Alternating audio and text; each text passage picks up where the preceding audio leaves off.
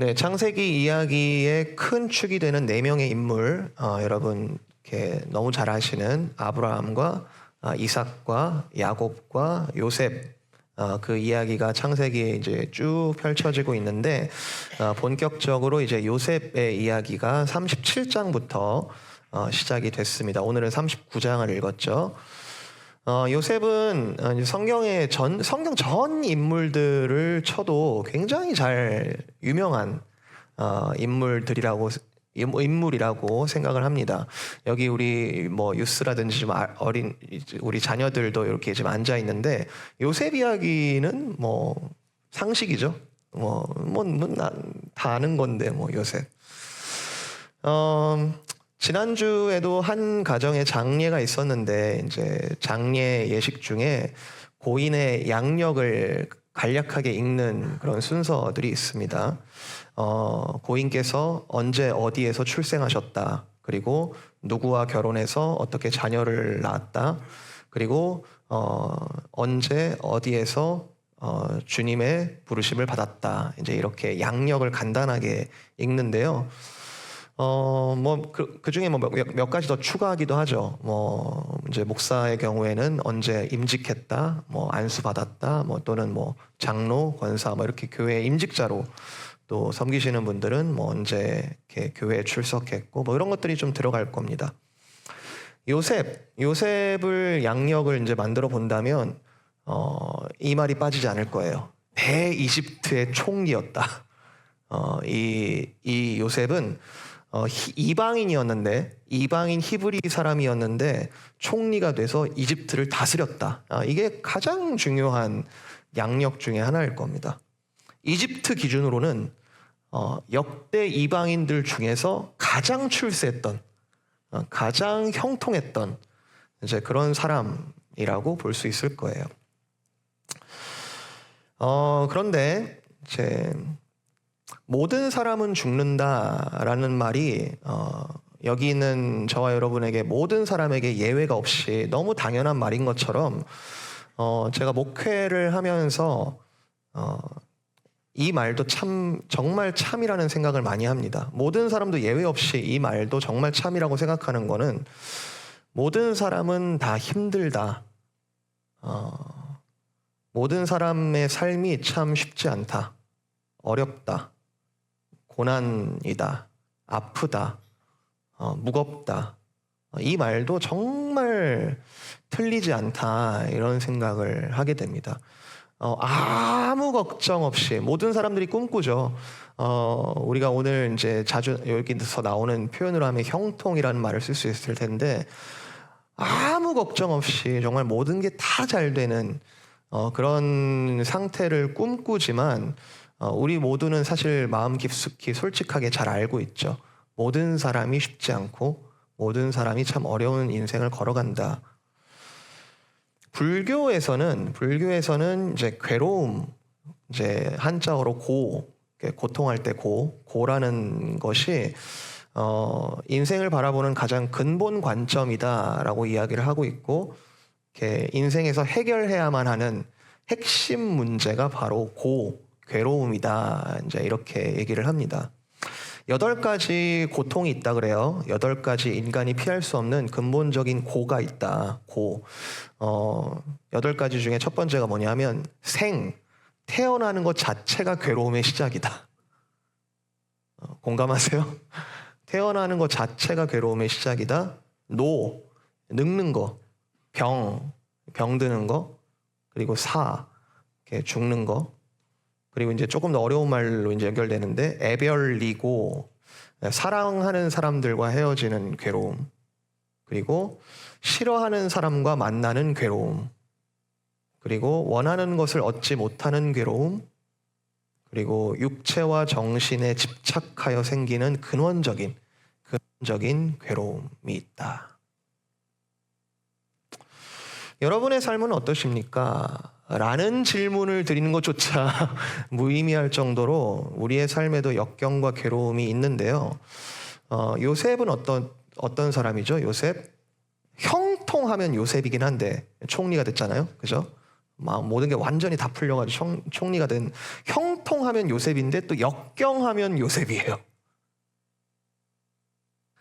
역경은 크게 두 종류로 나눌 수 있는 것 같습니다. 조금 전에 8가지, 이제 불교에서 말한 8가지 얘기했지만, 우리의 어떤 difficulty, 굉장히 어려운 그런 삶의 어려움들 크게 두 가지로 나눌 수 있는 것 같아요. 하나는 갑자기 뒤통수 맞는 것 같은 크게 세게 맞는 어떤 충격적인 사건들, 충격적인 어려움들. 갑자기 평생 함께했던 사랑하는 배우자를 먼저 보낸다든지, 또는 갑자기 예기치 못한 사고를 당한다든지, 재난을 당한다든지, 이런 갑자기 예상하지 못하게 만나는 역경이 있을 수 있고요. 또 하나의 역경은 언제 끝날지 모르는 지리하게 계속되는 역경이 있는 것 같습니다.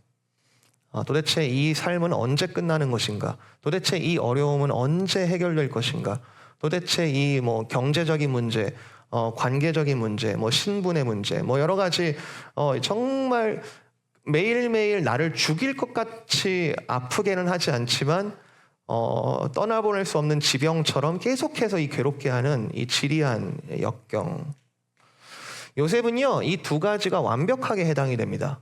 요셉은 첫 번째로 형들에게 정말 크게 맞았습니다. 1절에 보면은 요셉이 이끌려 애굽에 내려가매 팔렸다. 요셉이, 여러분 상상해 보세요. 그 37장에 요셉이 이제 형들한테 당하는 이제 장면이 나오잖아요. 10명의 형들한테 둘러싸여 가지고 정말 빠져나갈 수 없이 완벽하게 둘러싸여 가지고 사실상 팔려서 목숨을 부지하기는 했지만, 요셉은 그 자리에서 형들한테 둘러싸여서 육체적으로나 관계적으로나 사실상 죽은 사람이에요.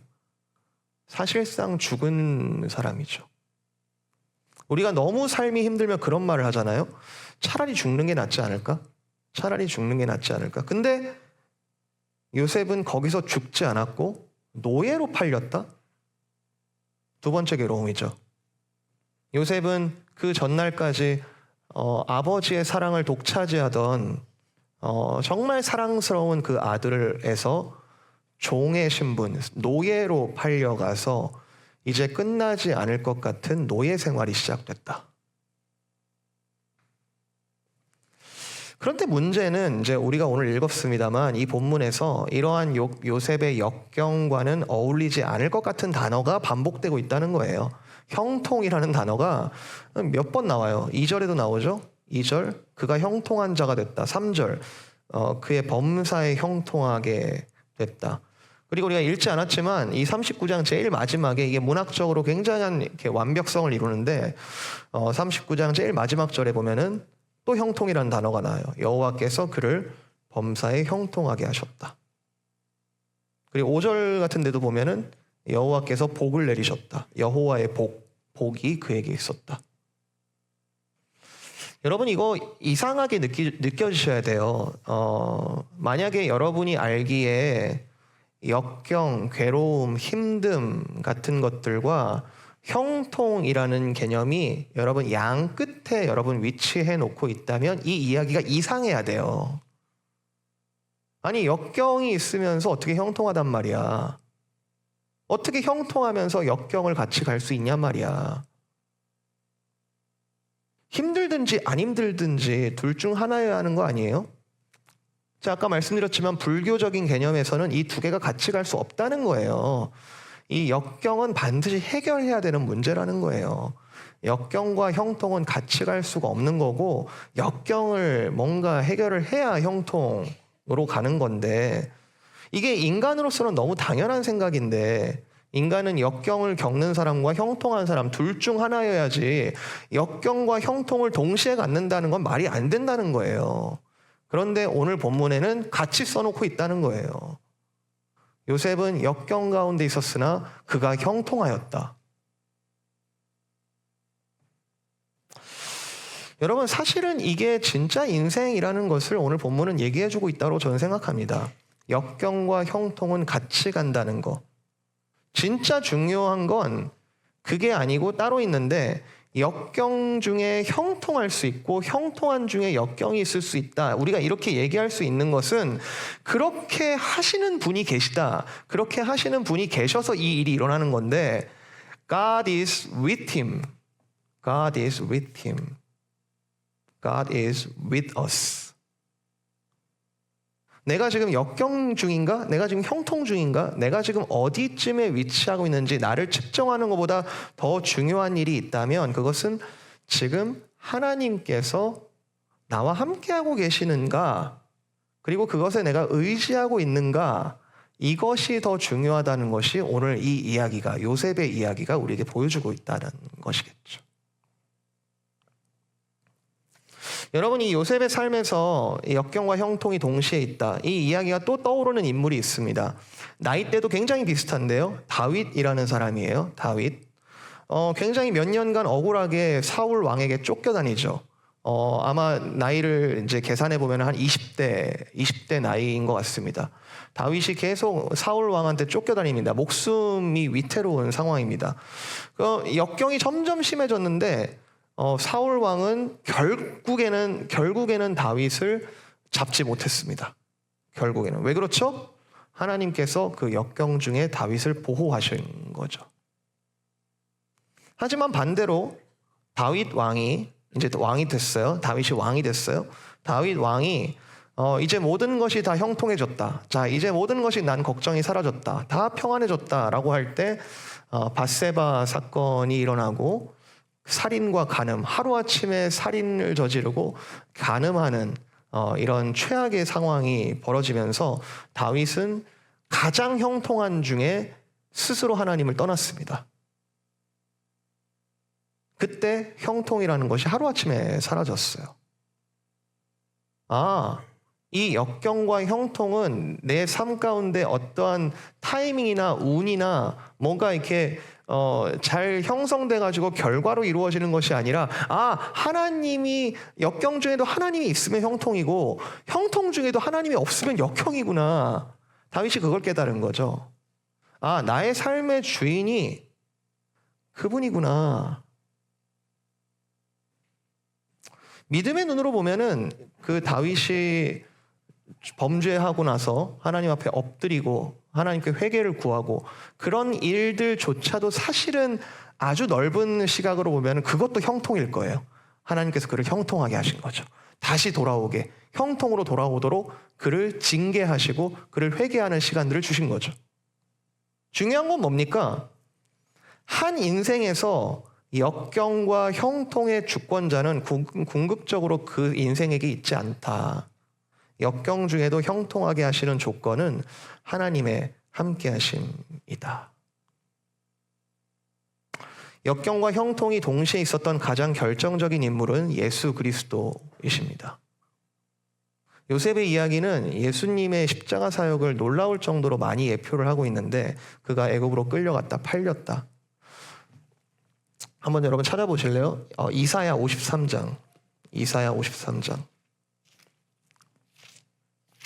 이사야 52장. 이사야 52장. 53장입니다. 53장 제 3절부터 읽어볼게요. 53장 3절. 그는 멸시를 받아 사람들에게 버림받았으며 간고를 많이 겪었으며 질고를 아는 자라. 마치 사람들이 그에게서 얼굴을 가리는 것 같이 멸시를 당하였고 우리도 그를 귀히 여기지 아니하였도다. 그는 실로 우리의 질고를 지고 우리의 슬픔을 당하였거늘 우리는 생각하기를 그는 징벌을 받아 하나님께 맞으며 고난을 당한다 하였노라. 그가 찔림은 우리의 허물 때문이요 그가 상함은 우리의 죄악 때문이라. 그가 징계를 받음으로 우리는 평화를 누리고 그가 채찍에 맞음으로 우리는 나음을 받았도다.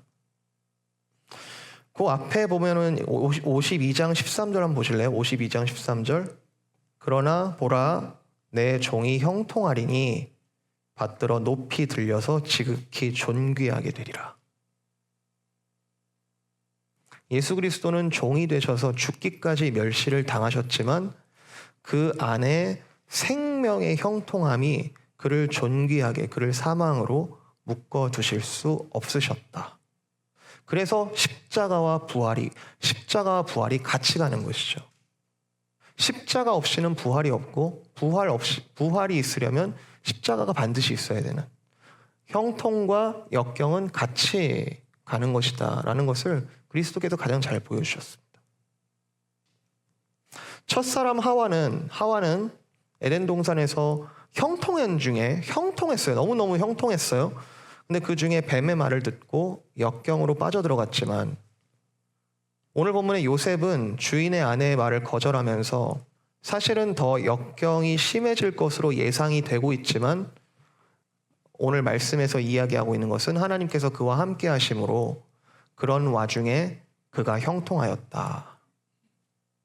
심지어 이 보디발이라는 주인도 이걸 봤어요. 얘가 뭐길래 이 히브리 종, 내가 돈 주고 산 이 종이 하나님께서 함께 하심으로 형통하다는 것을 자기 눈으로 봤어요. 예수님께서는 사탄의 말을 거절하셨습니다. 그래서 잠시 굶주리셨습니다. 하지만 그분은 빵을 찾아다니시는 분이 아니라 자신이 빵이 되어서 우리를 먹여주시는 분이시죠. 우리가 역경과 형통이 동시에 있다 하더라도, 우리의 삶 가운데 역경과 형통이 믹스되어 있다 하더라도 괜찮은 이유는 God with us, 하나님께서 우리와 함께 계시다, 임마누엘, 하나님께서 우리와 함께 계시기 때문에 그렇습니다. 예수 그리스도가 우리에게 찾아오셔서 이미 우리와 함께 계시기 때문에 그렇습니다. 지금 내가 역경인가? 내가 지금 형통인가? 여러분, 그 측정의 나의 상태를 말해주는, 그 측정이 나의 상태를 말해주는 것이 아니라 하나님께서 우리와 함께 계시다, 임마누엘, 그것을 믿느냐? 인생을 평가하는 기준은 잘 사냐 못 사냐가 아닙니다. 지금 누구와 함께 가고 있는가라는 질문이에요. 여호와께서 요셉과 함께 하심으로 그가 형통한 자가 되어 그의 주인 애굽 사람의 집에 있으니. 믿으세요?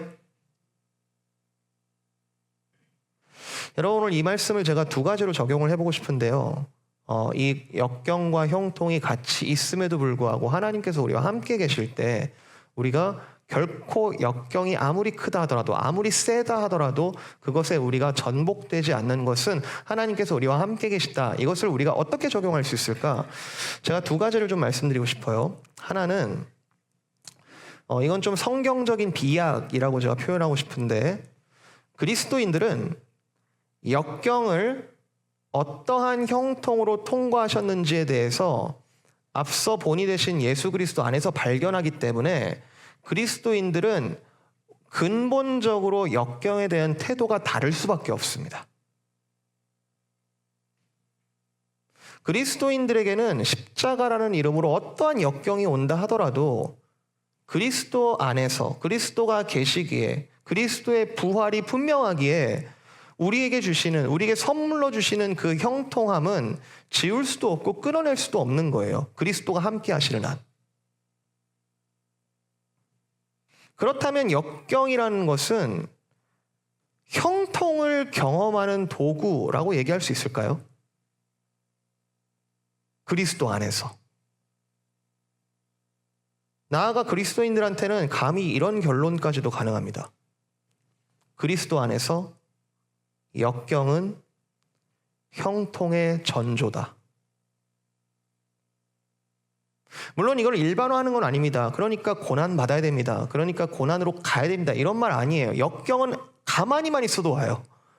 우리가 이미와 아직이라는 이 종말적인 프레임 안에서 우리가 살아가는 삶 가운데 역경과 고난은 가만히 있어도 일어나는 일들입니다.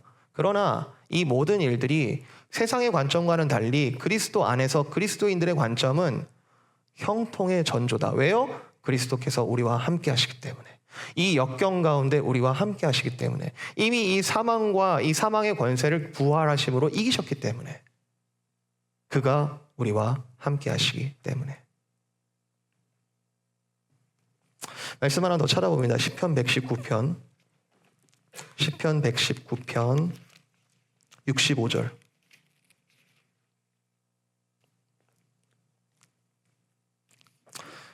시편 119편 65절부터 72절까지 한번 읽어볼까요? 같이 65절부터 같이 읽어봅니다. 시작. 여호와여 주의 말씀대로 주의 종을 선대하셨나이다. 내가 주의 계명들을 믿었사오니 좋은 명철과 지식을 내게 가르치소서. 고난당하기 전에는 내가 그릇 행하였더니 이제는 주의 말씀을 지키나이다. 주는 선하사 선을 행하시오니 주의 율례들로 나를 가르치소서. 교만한 자들이 거짓을 지어 나를 치려하였사오나 나는 전심으로 주의 법도들을 지키리이다. 그들의 마음은 살쪄서 기름덩이 같으나 나는 주의 법을 즐거워하나이다. 고난당한 것이 내게 유익이라. 이로 말미암아 내가 주의 율례들을 배우게 되었나이다. 주의 입의 법이 내게는 천천금은보다 좋으니이다. 중간에 설명을 다 빼고 고난이 유익이다 이런 말 쉽지 않습니다. 그러나 그리스도 안에서 그리스도께서 함께 하시는 자, 결코 역경이 형통을 이길 수 없는 자, 그에게는 고난이 유익이다라고 이야기할 수 있겠죠. 이 시인도 이 119편 누가 썼는지 몰라요. 그런데 이 시인도 역경 중에 있었던 것 같습니다. 내가 고난 중에 있었다. 내가 고난 당할 때 있었다. 그런데 고난 당하기 전에는 내가 그릇 행했다. 내가 어디로 가는지 모르고 뭐가 진리인지 몰랐다. 그런데 그 역경 속에서 내가 주의 율례들을 배우게 되었다. 인간을 인간답게 정말 형통의 모습을 다각도로 설명해 주신 그 율례를 주신 그 하나님을 내가 고난 중에 발견하게 되었다. 고난 당하기 전에는 내가 내 모습이 잘못됐다는 것을 인지한다. 그러나 이 고난 중에 주의 말씀을 배우고 지키게 되었다. 나는 이것이 좋다. 천천금은이라. 이렇게 나를 하나님께서 택하시고 선대하고 계심을 고난 중에 알게 되었다. 그러니 고난 당한 것이 나에게 유익이다.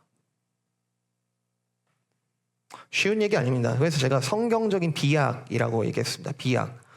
만약에 여기 계신 분들 중에 지금 내 상황이 욥과 같이 정말로 역경 한가운데 있다면 아무것도 안 보이고 아무 말이나 할 수 있어요. 여러분 주변에 그런 분들 있잖아요. 지금 너무 정신을 못 차리도록 너무 역경 가운데 있는 사람들 정말 왜 저러지? 그럴 수밖에 없는 거죠. 역경이 너무 강력하니까 정신 못 차리니까. 그러나 그 가운데 하나님께서 그를 택하셨다는 것은 그 고난 중에 있는 그를 버리지 않으시고 함께 하시사 형통 가운데로 이끌어 가신다.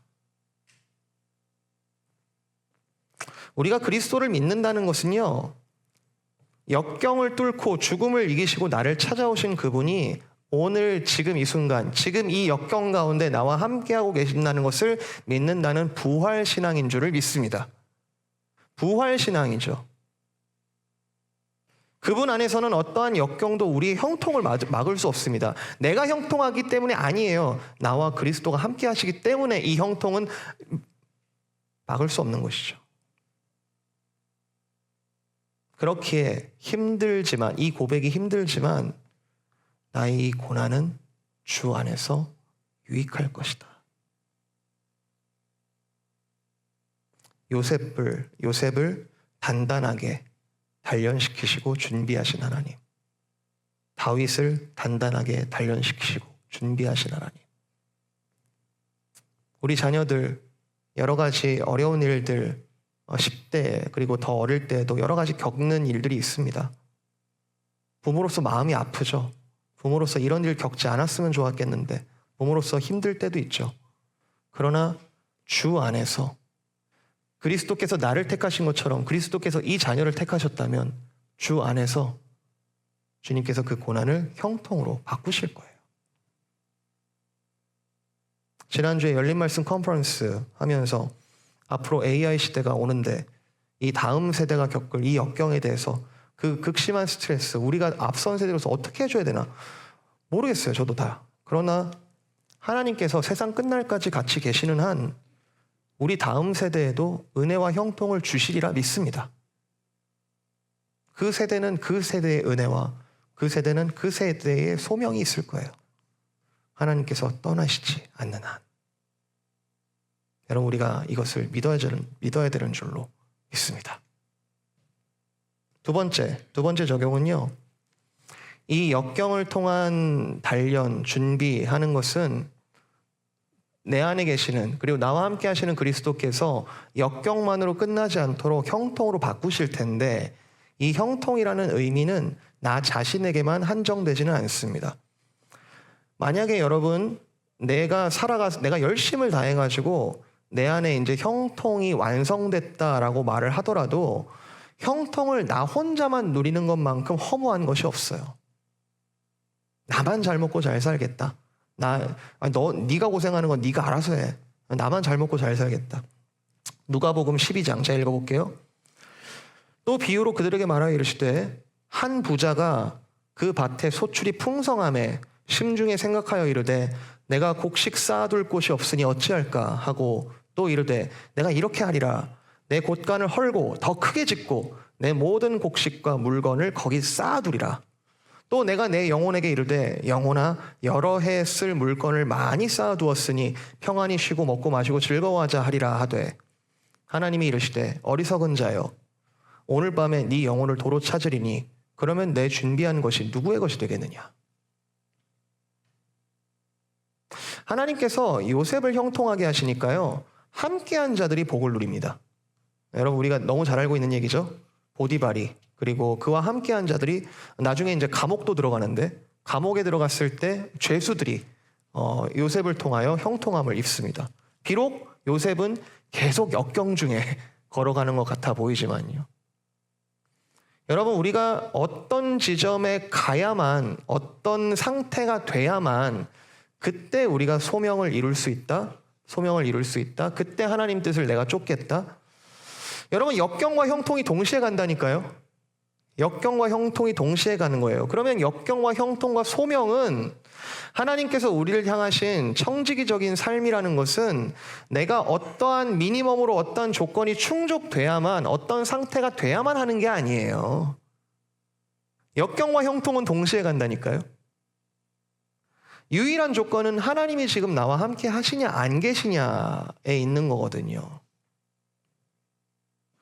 하나님께서 계시면 지금 내가 역경인지 내가 지금 형통한지 내가 지금 뭐 소명이 뭔지 이런 측정은 별 의미가 없고요.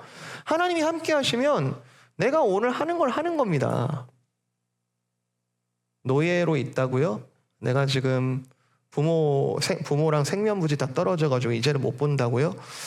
내가 지금 이제는 억울한 일이 걸려가지고 감옥에 또 들어간다고요? 하나님께서 함께 하시는 한 나는 오늘 하는 걸 하는 겁니다. 지금 나와 함께 하시려면은 영원한 형통, 영원한 소명 같이 가는 거죠.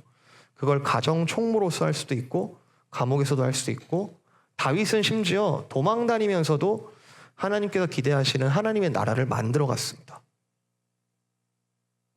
제 기억에 저희 부모님은 IMF 때 저는 중학생이었는데 IMF 때 하나님을 믿는다, 이웃을 사랑한다, 그게 뭔지 그때 저는 부모님께 다 배웠던 것 같아요.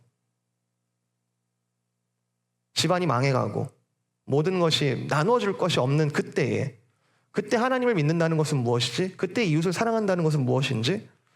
부모님은 극심한 역경을 겪으셨지만 저에게는 탁월한 믿음의 유산이었습니다. 이 형통의 규모가 그렇게 큰 것 같지는 않아요. 오늘 우리가 할 수 있는 형통함을 나누는 일은 그렇게 대단하고 큰 것 같지는 않아요. 예수님께서 비유로 말씀하시기를 인자가 다시 오는 날 자기 영광의 보좌에 앉으실 때에 양과 염소를 가르실 때에 그때 임금이 그 오른편에 있는 자들에게 이르되 내 아버지께 복받을 자들이여 나와 창세로부터 너희를 위하여 예비된 나라를 상속받으라.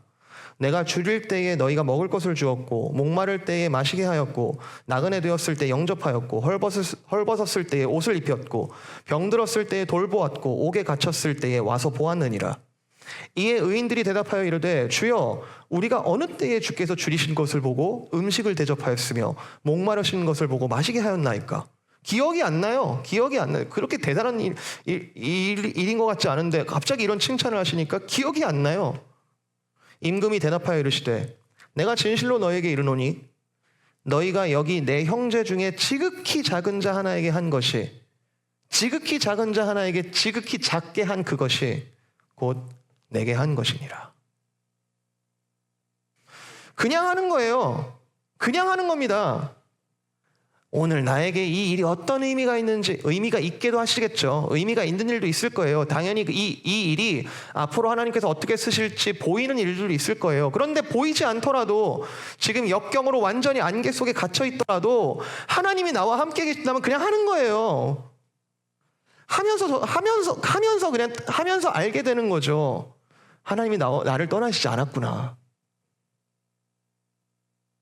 저도 가끔씩 이런 생각합니다. 내가 오늘 이 결정을 하는 게 맞나? 내가 오늘 이럼에도 불구하고 이거 하는 게 맞나? 이렇게 내가 삶이 한 해, 두 해, 10년, 20년 계속 이렇게 가는 게 맞나? 이렇게 하다가 역경도 만나기도 하고요. 요셉도 수없이 생각했을 것 같아요. 이 노예로 팔려가면서, 그리고 지금 억울한 일을 당하면서 이게 맞나? 이게 맞나? 그런데 하다 보니까 나를 통해 하는 일이 형통함을 이루고 있네. 나를 통해서 하는 일이 하나님의 그 뜻에 합하는 일들이 계속 일어나고 있네.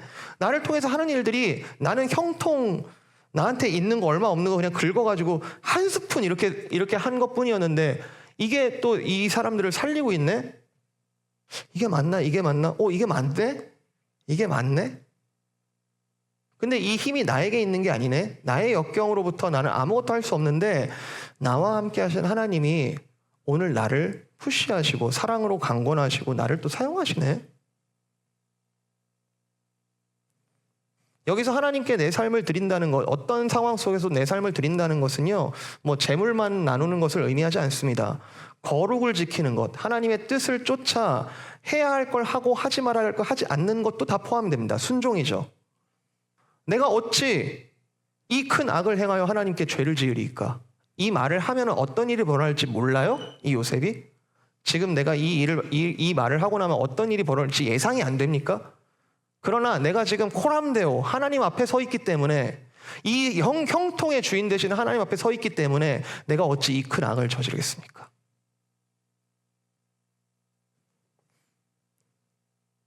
치열하게 계산하기보다 하나님의 자녀답게 오늘 거절할 걸 거절하고 해야 할 걸 하는 거죠. 여러분, 오늘이라는 시간 생각보다 인생이 짧다는 생각을 많이 하게 됩니다. 오늘이 지나면 오늘 할 수 있는 사랑의 기회는 지나가고 없어요. 나는 그냥 오늘 역경 중에라도 지금 사랑하는 겁니다. 어차피 내일 일은 걱정해봐야 지금 답이 안 나와요. 내일 일은 내일이 걱정하게 하라. 너는 오직 내게로 와서 쉬어라. 형통의 주인 되시는 주님께 맡기라. 그래서 이 극단적인 상황, 이 요셉이 처한 이 극단적인 역경, 이 속에서도 하나님께서 요셉과 함께 하시니 형통한 자가 되었다. 그렇다면 주님께서 이럼에도 불구하고 나와 함께하고 계시다면 나는 형통한 자구나.